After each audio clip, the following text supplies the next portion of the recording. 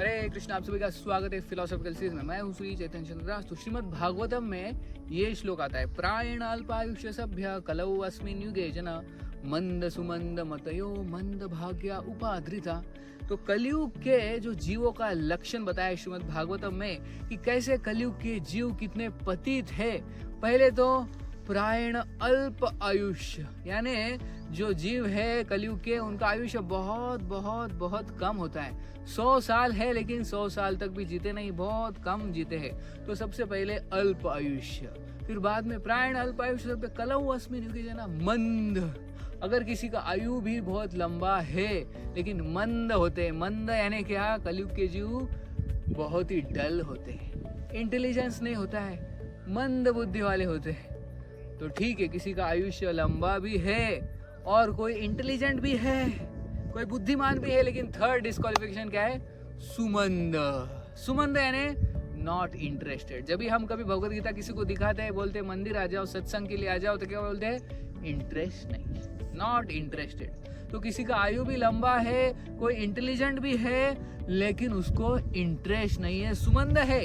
लेकिन अगर किसी का आयु लंबा भी है और वो इंटेलिजेंट भी है और वो इंटरेस्टेड भी है, लेकिन क्या है? मंद भाग्य। मंद भाग्य यानी उनका भाग्य बहुत ही खराब है। क्योंकि ऐसा कोई व्यक्ति स्पिरिचुअलिटी में या भगवान के बारे में कुछ थोड़ा भी इंटरेस्ट दिखाता है, जब वो किसी ऑर्गेनाइजेशन में जाता है, किसी बाबा से मिलता है, किसी साधु से मिलता है, तो वो साधु उसे ठग देता है, उसे फंसा देता है।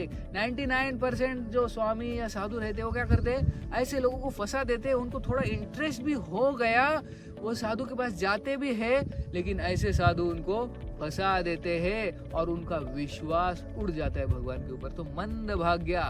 तो अगर किसी का आयु लंबा भी है, किसी में बहुत इंटेलिजेंस भी है, किसी में इंटरेस्ट भी है, और कोई व्यक्ति भाग्यशाली हो और वो किसी अच्छे ऑर्गेनाइजेशन में जो परंपरा में है, कोई जेन्युइन साधु है, उसके पास जाते भी है, तो फिफ्थ डिस्क्वालिफिकेशन क्या है? उपाधृता। उपाधृता यानी माइंड बहुत डिस्टर्ब रहता है। तो देखते हैं, हम कभी भगवान के सत्संग में आते हैं, भक्तों के सत्संग में आते हैं, और हम जब कथा का श्रवण करते हैं तो उस समय मन इधर उधर भाग जाता है। इतना डिस्टर्ब होता है, इतना डिस्टर्ब होता है कि किसी एक चीज पे फोकस नहीं कर सकता कलयुग का ये मन। तो कलयुग के जीवों की ऐसी हालत है।